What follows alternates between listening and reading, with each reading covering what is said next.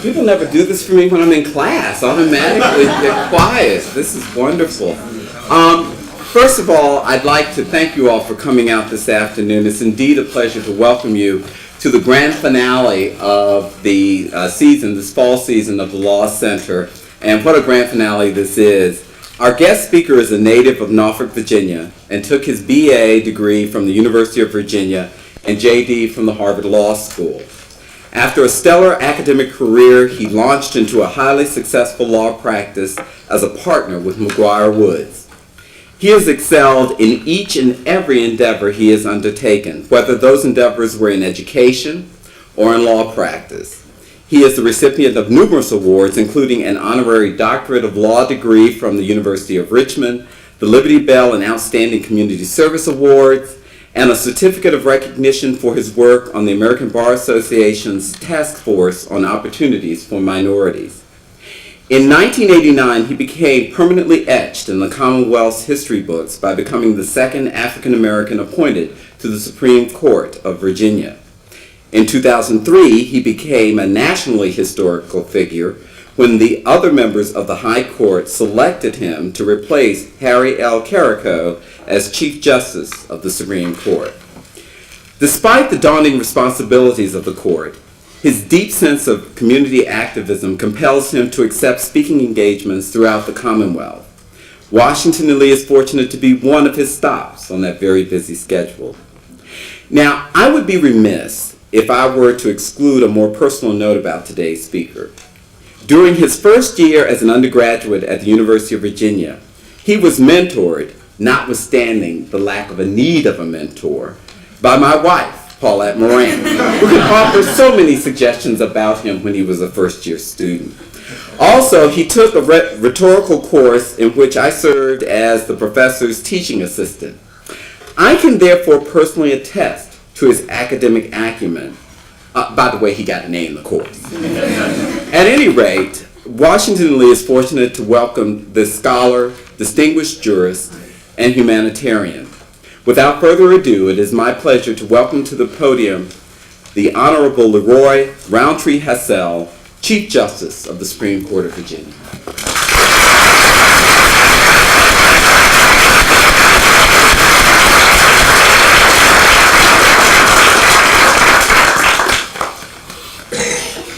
Thank you, Professor, for that very kind introduction. And as promised, you can pick up the check at the end of the night. Dean Bartlett and members of the Washington and Lee Law School community, it is indeed an honor as well as a privilege for me to have this opportunity to speak briefly before you today. I must confess it's very difficult for me to stand behind this podium because the way this room is set up, it's almost like a courtroom. And once upon a time, among other things, I was going to say a pretty successful trial lawyer, but I was a trial lawyer and I loved trying cases.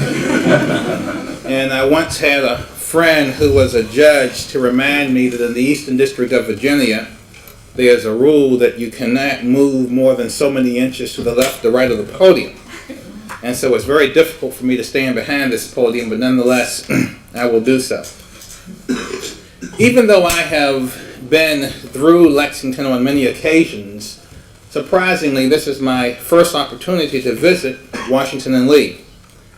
This university and this law school have outstanding traditions of excellence, and I am confident that the students who graduate from this law school in the near future, as well as your dean and faculty members, will continue to build upon your strong, outstanding legacies.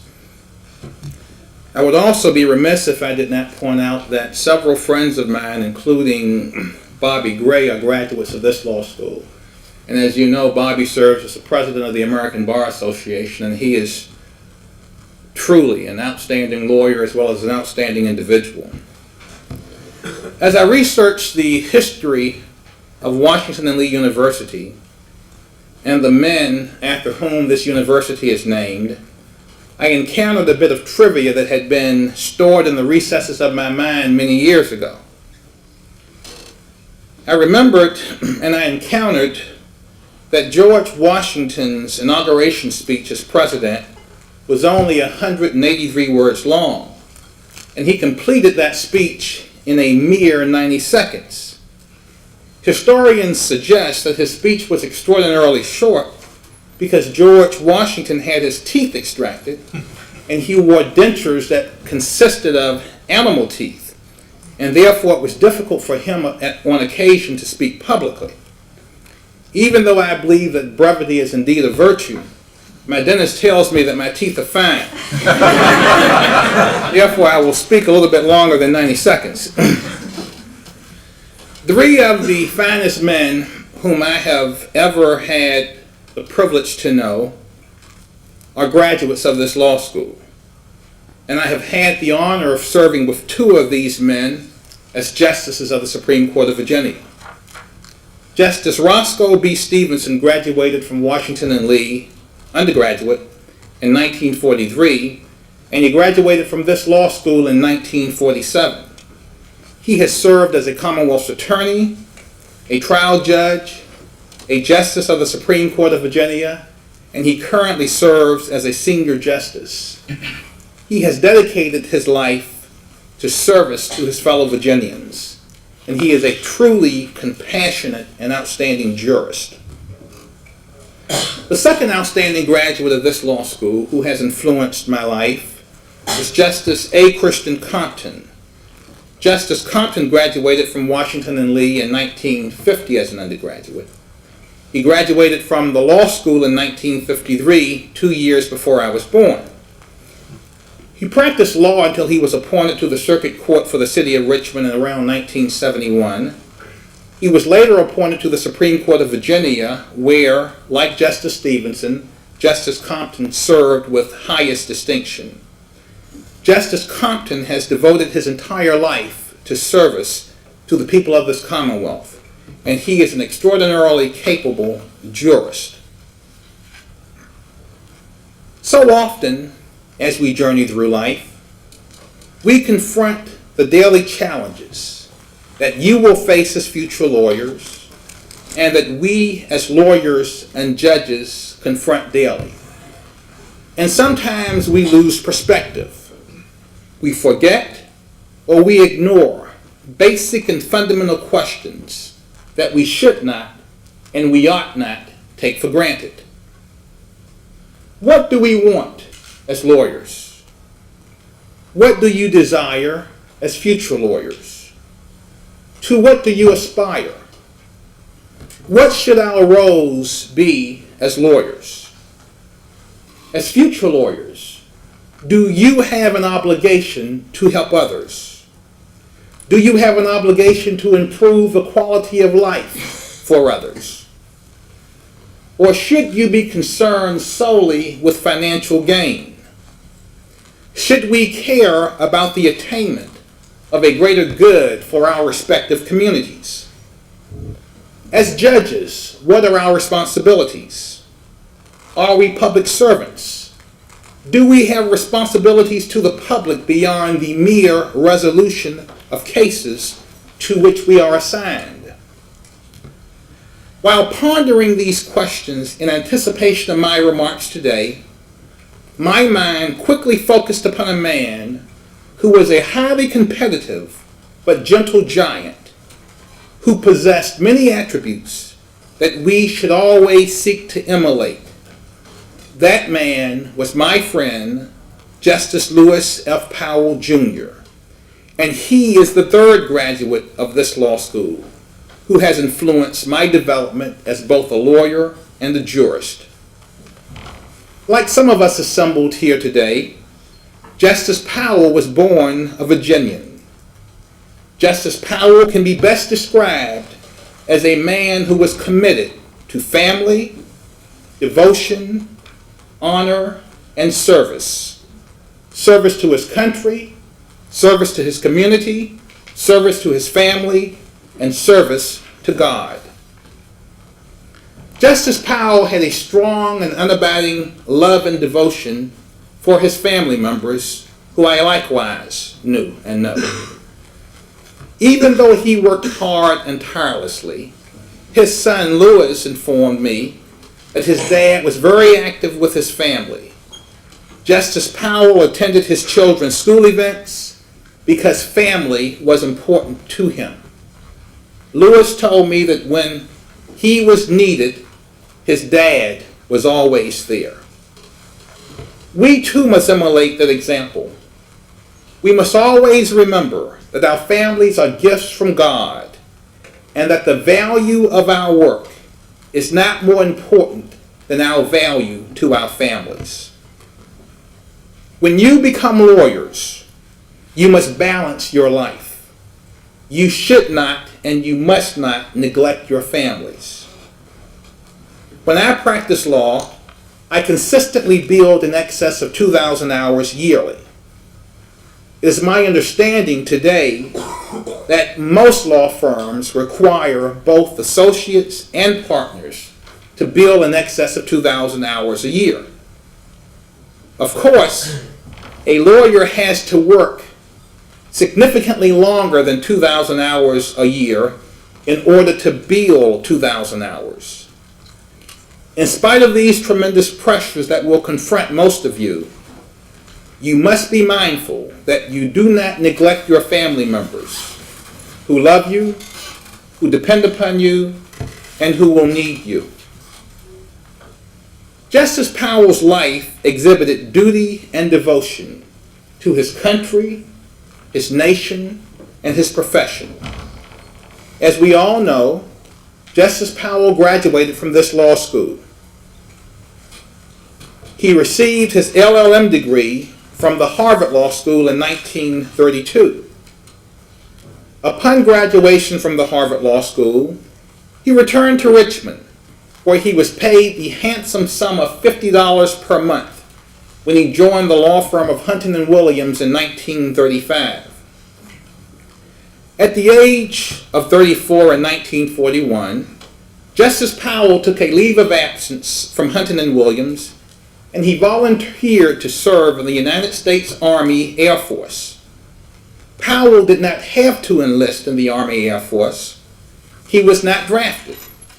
Rather, he told me that he joined because of his sense of duty, his desire to serve our nation. Upon the conclusion of World War II, Powell returned to Richmond and resumed his law practice with the law firm of Hunton and Williams. Incidentally, when he left the Army Air Force, he had attained the rank of full colonel. Upon his return to Richmond, Powell continued to respond to the call of duty. He chaired the Richmond Charter Commission in 1947. He was president of the Richmond Bar Association. He was chairman of the Richmond School Board. He was a member of the State Board of Education. Just as important, Powell continued to perform extensive pro bono work. As president of the American Bar Association, he worked hard to make legal services available to the poor. He was also a member of the National Advisory Committee on Legal Services to the Poor. Thus, I raise the following question to every lawyer and law student assembled today. How have you responded to your duty to serve your nation and your community? Do you care about the quality of education in our state? Have you engaged in any type of voluntary activities to help those who are less fortunate than you are? Do you or do you plan to engage in the future in pro bono activities? Do you care about the quality of life for others? Have you volunteered your time and your talents to help others? Can you conclude that at this stage in your life has made a difference in the lives of others? Justice Powell was not afraid of hard work. And, as is true with any good lawyer, he had a very competitive spirit. When speaking with his son Lewis smiled and said, "Just as you know, my dad was highly competitive." When describing Justice Powell's work ethic, Justice Sandra Day O'Connor stated, and I quote, "He was very hardworking. He went over every detail. He was concerned in every case about the equity at the bottom line, about reaching a fair and just result. He brought a lifetime of experience as a lawyer and as a leader. He was very kind and thoughtful. But underneath that kind and gentleman exterior was a firmness and strong resolve. He would hold his ground when he decided upon a course of action." End of quote.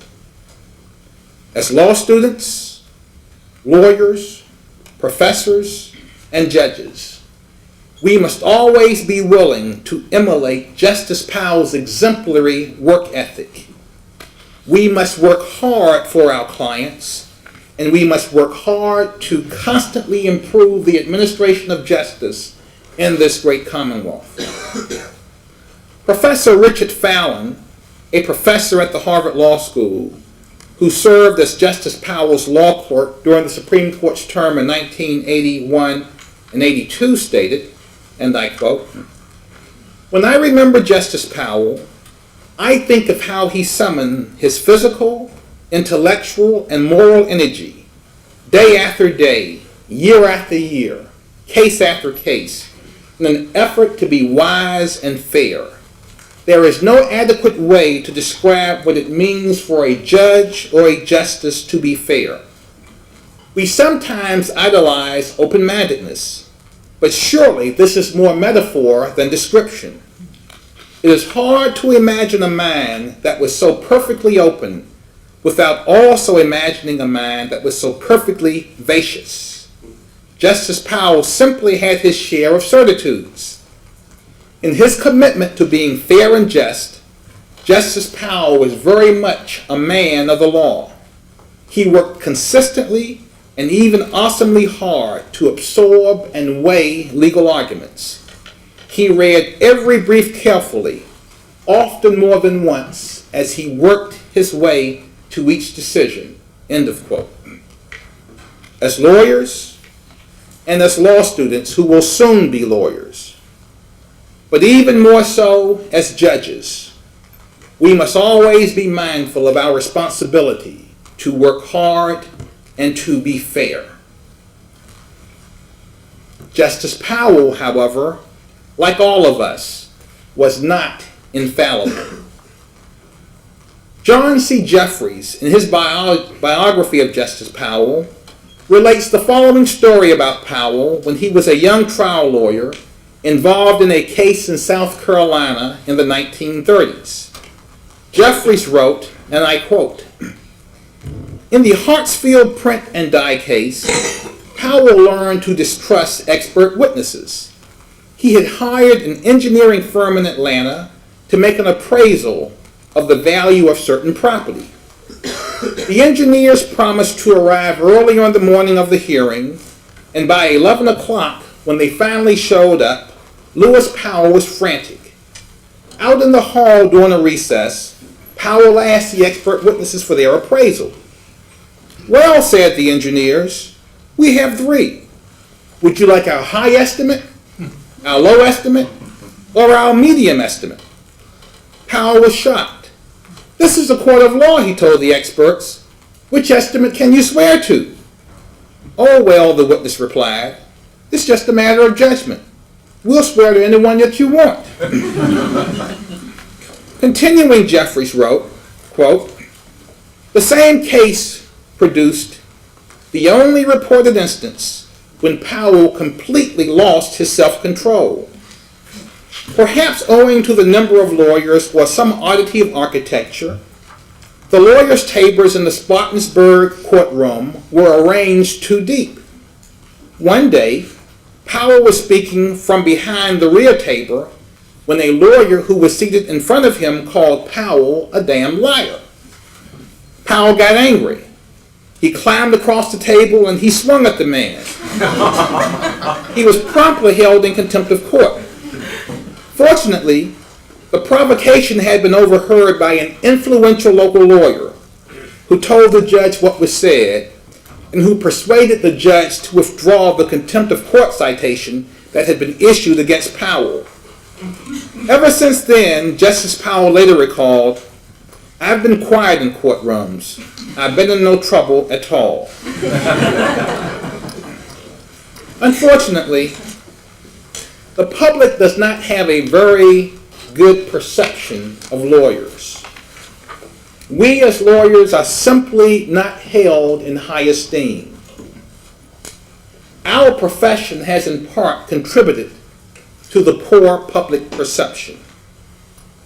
We must not forget that more important than our status as lawyers is our status as people. People who love our nation and people who have a commitment to God. We have an obligation as people who value the principles of freedom, democracy, and justice to treat each other with civility and respect. Yes, we are all different. We were born and raised in different states of this great nation. We have different views. We have different shapes, different sizes, different colors, and different complexions.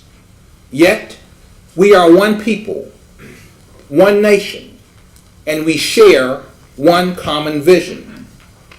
Our diversity, our different views, our different experiences, our different perspectives are factors that have enabled us to become one great people, Americans, and thus grow into one great country, the United States of America.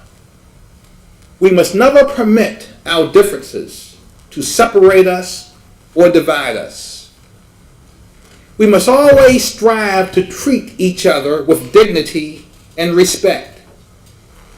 And as we pause to celebrate the 50th anniversary of the Supreme Court's historic decision in Brown versus Board of Education, we must remember that we cannot and we will not tolerate bigotry based upon race, gender, creed, religion, or national origin. Justice Powell was also an encourager. And that, my friends, is a trait that is sorely lacking today.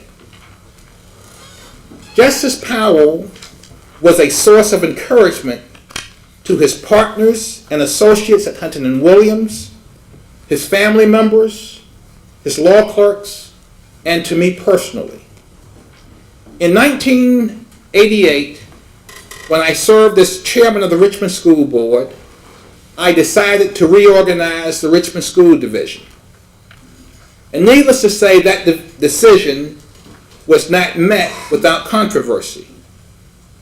Nonetheless, I chose to stay the course. Justice Powell, who was also a former chairman of the Richmond School Board, sent me a very kind note suggesting that I stay the course. I was very surprised. It is not every day that a young lawyer receives a letter of encouragement from a justice of the Supreme Court of the United States. What does this mean? This means that you too should seek to encourage others. All of us can be, and all of us should be encouragers. We should encourage our colleagues. We should encourage our friends. We should encourage our family members, and we should even encourage strangers. Perhaps one of the most interesting aspects of Justice Powell's career is that he did not seek the office of Justice of the Supreme Court of the United States, but rather the President sought him. In 1969, President Nixon desired to appoint Lewis Powell to the Supreme Court of the United States. Powell declined in a letter to Attorney General John Mitchell stating, quote, "I am deeply grateful for the consideration, but I wanted you to know of my considered judgment that the nomination of a younger man less subject to controversy, would best serve the public interest. End of quote. 2 years later, President Nixon approached Lewis Powell again with the hope that Powell would permit the president to submit his name to fill one of the vacancies left by the retirements of Justices Black and Harlan. Twice, Attorney General Mitchell asked Lewis Powell to permit President Nixon to nominate him, and twice Powell said, "No, thank you." President Nixon then called Powell and spoke with him personally and reminded Powell of, quote, his responsibility to the South, to the Supreme Court, and to the country, end of quote. Powell then reluctantly acquiesced in the president's request. In written comments about Justice Powell, Justice O'Connor wrote, and I quote, "As an observer of Lewis Powell said, for those who seek a perspective grounded in realism and leavened by decency, conscientious in detail and magnanimous in spirit, solicitous of personal dignity and protective of the public trust, there will never ever be a better justice." I, Justice Connor, would add, for those who seek a model of human kindness, decency, exemplary behavior, and integrity, there will never be a better man. As I read a multitude of articles and books about Justice Powell in preparation for my comments today, and as I spoke and worried his son Lewis, I learned that Justice Powell was heavily influenced by the following precept, which was a motto of one of the men after whom this university is named. And that motto is, and I quote, "Do your duty in all things. You cannot do more. You should never do less." End of quote. As law students, lawyers, professors, and judges, we must always be mindful of our duty to provide outstanding service to our clients, outstanding service to the bar, outstanding service to the judiciary, outstanding service to our communities, outstanding service to our families, and outstanding service to God. All of us would do well to emulate the many examples that Lewis Powell, an outstanding graduate of this law school, provided for us as we aspire to be men and women who seek through service to make our communities, our commonwealth, and our nation a better place to live. Thank you, and may God bless you richly.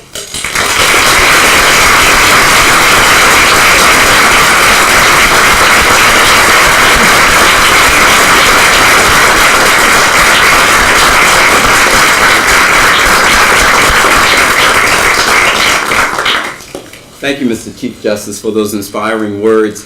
And right now we have time for questions. As I ushered the Chief Justice here this afternoon, he said, "You did reserve time for questions, did you not?" And I said, "Of course, we are such an inquisitive group."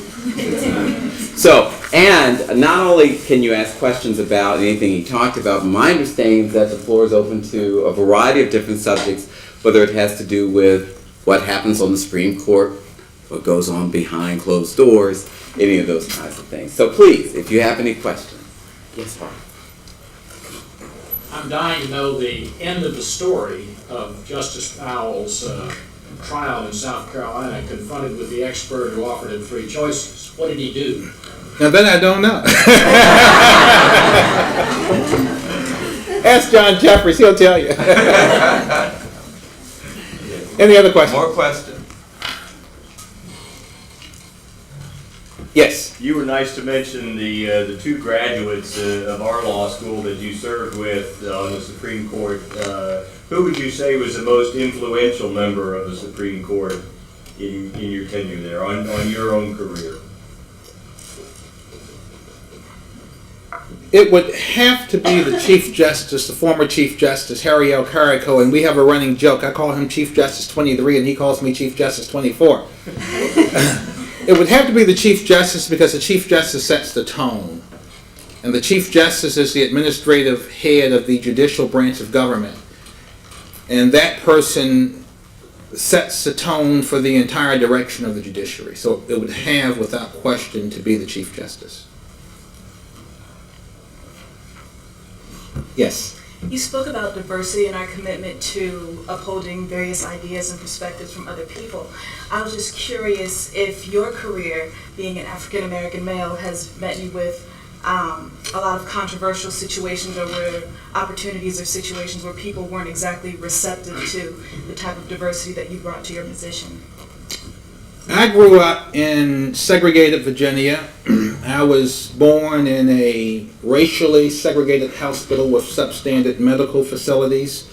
I was blessed though because I was born in a very affluent family.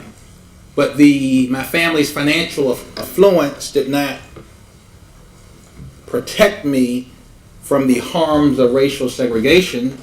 I attended a segregated elementary school. I was one of 14 kids who voluntarily integrated the Lake Taylor Junior High School in Norfolk, and for the most part we were treated fine. I was one of a very small group of black kids who attended UVA with your professor.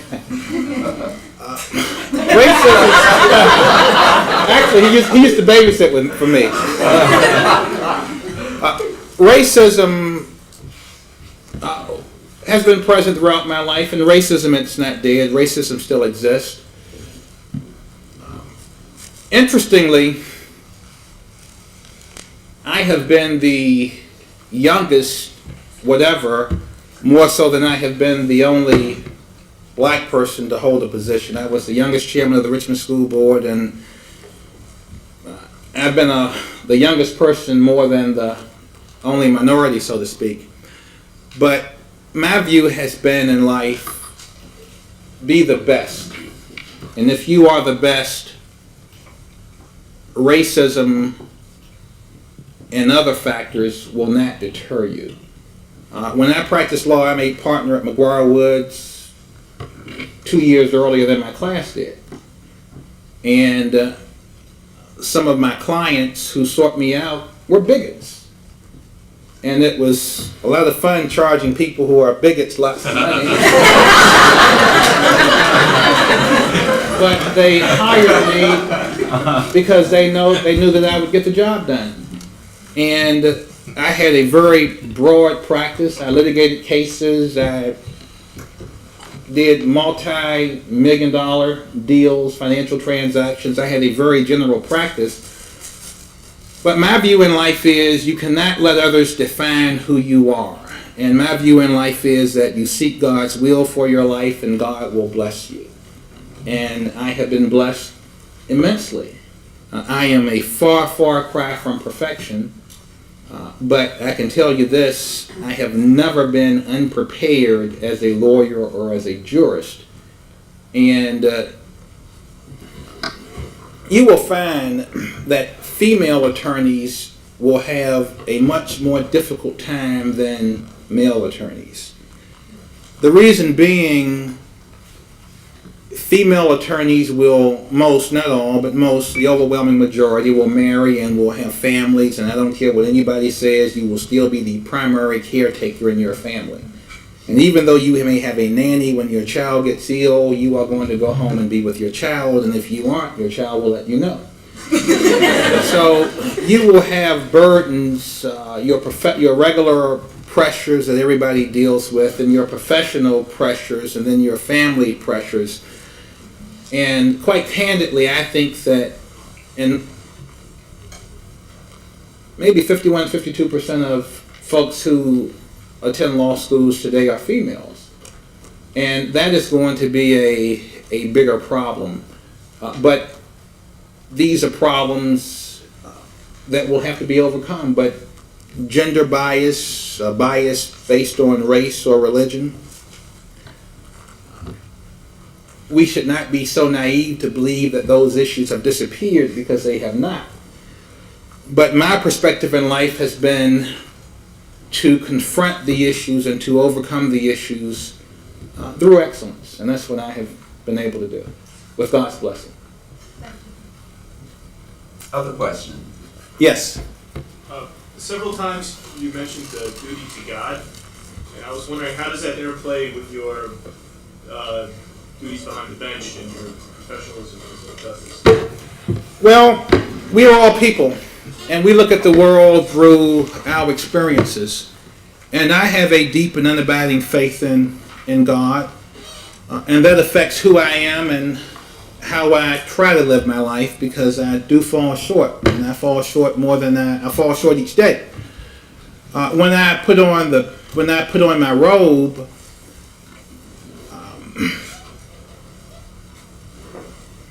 when I see things that I do not like, sometimes the law compels results that I don't like. In my role as a jurist, I do not have the luxury always of changing the law. I am by no means an activist jurist rather. Sometimes I would like to get in the jury box though. But I am by no means an activist jurist. I'm probably a rather conservative jurist. And my view is that there are three branches of government: the legislative branch, the executive branch, and the judiciary. With respect to the application of statutes, even statutes that I tremendously dislike, it is my responsibility to seek to declare those statutes constitutionally permissible if constitutional challenges are made, because the presumption is that every statute is constitutional, and that burden to overcome is a difficult burden. If the statute is constitutionally permissible, and even though I may find the statute distasteful, I am still compelled to apply the statute as written by the legislative body.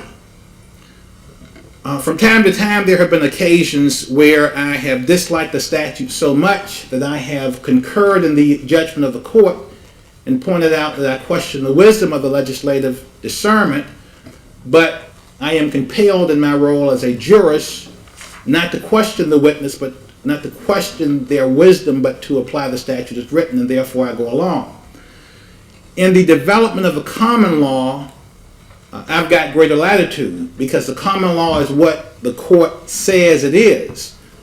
For the most part, I believe very strongly in the doctrine of stare decisis, because that doctrine permits stability and predictability in the law. And each day people make deals valued at billions of dollars based upon what the law is, and so you cannot rush and change the law, even though certain aspects may be repugnant to you. To some degree, to a great degree, I am compelled to keep my personal predilections in check, and they are held in check because of my view of what the role of a court is. You can have liberal activists and you can have conservative activists, and I have some really conservative friends who are the greatest judicial activists in the world. Neither, in my view, is acceptable. I don't know if I answered your question, but I did ramble quite a bit. Okay. Your Honor, you spoke about the division of government with the three branches, and I know that different states have different ways of choosing their judges. For instance, in West Virginia, it's a bad system. election. Bad system. And here, of course, in Virginia, you're elected by the General Assembly. And I was wondering if you could maybe address what your opinion is of the merits of doing it one way versus the other, and what sort of problems arise with that. As Chief Justice, I attend the National Conference of Chief Justices meetings twice a year, once in January, the mid-year meeting, and then the annual meeting in August. And I've yet to meet an elected judge who likes the system. No system is perfect. Virginia is the only state in which the justices are elected by the legislative body. I think that is a good system. It also has problems. But when compared to the other systems, I think it's a good system. I know people who raise $5, $6, $7 million a year in their quest to become justices of a state. And that money is raised primarily from lawyers. And the money is also raised because they agree to embrace certain positions. To me, that's troublesome. And it's troublesome because you do not want a judge to take positions based upon what he or she may have said in the heat of a campaign battle. A judge, in my view, is required to adjudicate a case based upon the law and the facts uniquely present in that particular record. I dislike tremendously the notion of popularly elected judges. And some states, including North Carolina, are seeking to change the way judges are elected. I don't believe, and the judges down there don't believe that will happen because the people believe that that is the best, the citizens of that state believe that that is the preferred way to elect judges. But I don't like it. There are problems with the election of judges by the legislature because if a legislator dislikes you, then he or she can make life difficult for you. But as Chief Justice, if a judge is subject to re-election, and if I believe that he or she is being treated unfairly, then I will interject myself in the process to help him or her. If a judge is subject to re-election and I believe that that judge has not done a good job, then I will not help that judge. And the General Assembly knows if they don't hear from me, then they know that I don't disagree with the action that is being taken. Personally, I don't worry about re-election. I was appointed by a Democratic governor. I was elected to a 12-year term by a Democratic-controlled General Assembly. Then I was re-elected to a 12-year term by a Republican-controlled General Assembly. My view in life is you do your best and you just go on. And so that's just not something I worry about. I think we have time for one more. From your perspective, what are the most significant legal issues facing this state? We have lots of issues facing this state. Really, we do. And it's not atypical because there are issues affecting every judiciary in every state. But the issues that I am addressing and that we must confront are numerous. And I say this, but I began with the precept that we have a very good judiciary, and I believe that from the bottom of my heart. And I've been a judge since 1989. I practiced from 80 to 89, and I practiced all around the country, and I tried cases, I did significant financial transactions, you name it, and I did it. And I tried cases around the country. And so I'm in a position to assess how Virginia's judiciary compares to the judiciaries of others. And nationally, we are viewed as having a strong judiciary. But we have problems. And many of those problems I am in the process of addressing. Among those problems are, number one, the way we provide legal representation for criminal indigent defendants in the Commonwealth. We've got to do a better job. The other problem is the process by which people are subject to involuntary mental commitment procedures and proceedings. We've got to do a better job. The other problem relates to pre-detention of juvenile defendants. 58,000 juveniles are incarcerated prior to trial each year. Of the 50, probably, I think it's about 58,000. But of that number, only about 13,000 ultimately served time. And that doesn't mean they were guilty, because many of them were not. What it does mean is that they were given a disposition less severe than incarceration. But I want to change that to permit kids who are low risk to either stay at home or to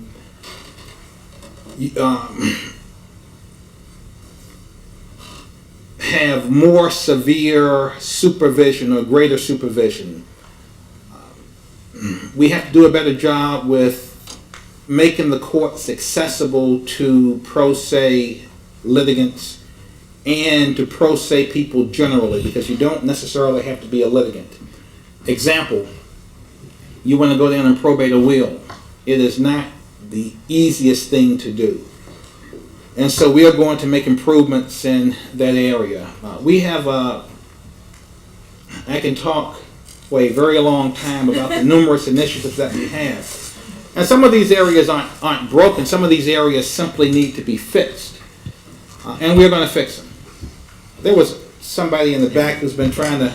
You talked a lot about ethics and liberty, and I was wondering, what do you think is necessary for us as the future generation to preserve liberty and ethics and democracy for the world? That's a very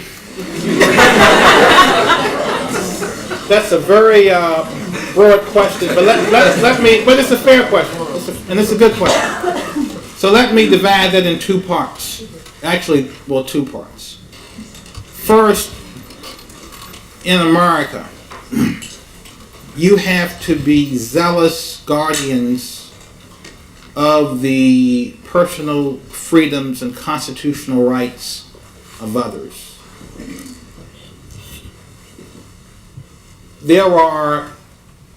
We live in a world with finite resources, a multitude of problems and finite resources. And even though money is never the solution, the complete solution, generally money is necessary to provide resources to enable a resolution of an issue. As lawyers, I think that we must be willing to represent people at no charge to ensure that their constitutional rights are protected. And as lawyers, we live in a very fascinating age right now. And there is a tension between the preservation of our way of life and eliminating the threat of terrorist attacks versus our constitutional freedoms as we have known them to exist prior to 9/11. And I have served on Governor Gilmore's task force that helps the state deal with terrorism issues, as well as Governor Warner's current task force. And as lawyers, you should be willing to take a stand, because we have to make sure that the balance that we strike is the right balance. We have to make sure that your constitutional rights and liberties are not trampled in the name of national security. And what better group to protect those rights than lawyers and law students? And so you have an obligation to be involved, not only in terms of litigation, but to be involved when these bills and statutes are being drafted. Internationally, there is a great role for you as lawyers and as law students to play. I have helped during the last 15 years countries around the world draft constitutions, draft statutes, and I have met with judges and lawyers and legislators around the world to assist them. Certain concepts that we have and which are second nature to us are just foreign to people who are not born in the United States. And I will tell you this, you will see, I believe,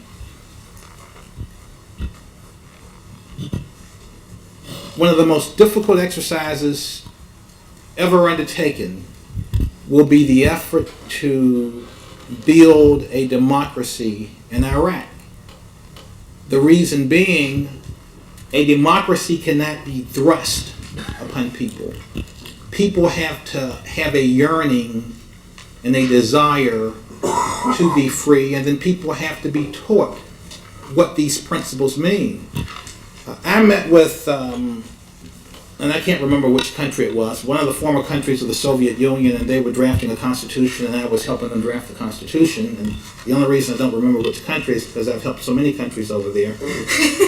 And they were debating the wisdom of a constitutional right to a safe environment, to clean air and clean water. And I'm thinking, whoa, whoa, whoa. A constitutional right, statutory right, yes. Constitutional right, maybe not so good. And they explained to me that culturally this is a very desirable thing. And my question to them is, how do you enforce it? And their response is, you lock up the polluters. But concepts are driven by culture. And concepts are driven by beliefs. And internationally, the best thing that we can do is to share our beliefs and to share and help people understand the concepts. But it is an extremely difficult undertaking, and people have to desire, people have to want to, they have to have a thirst for the principles that we really take them for granted. Thank you so much.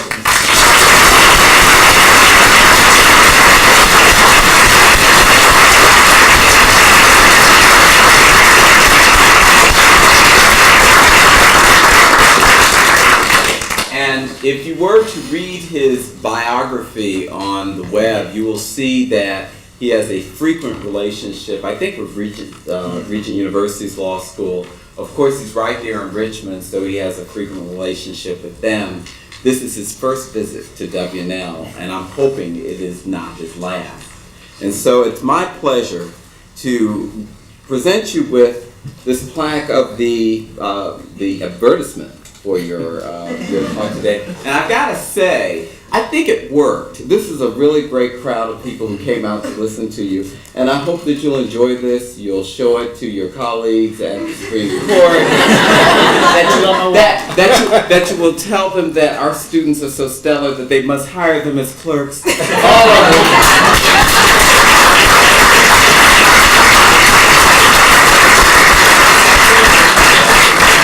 Very much, ladies and gentlemen. Thanks for coming out, and stay tuned for next semester.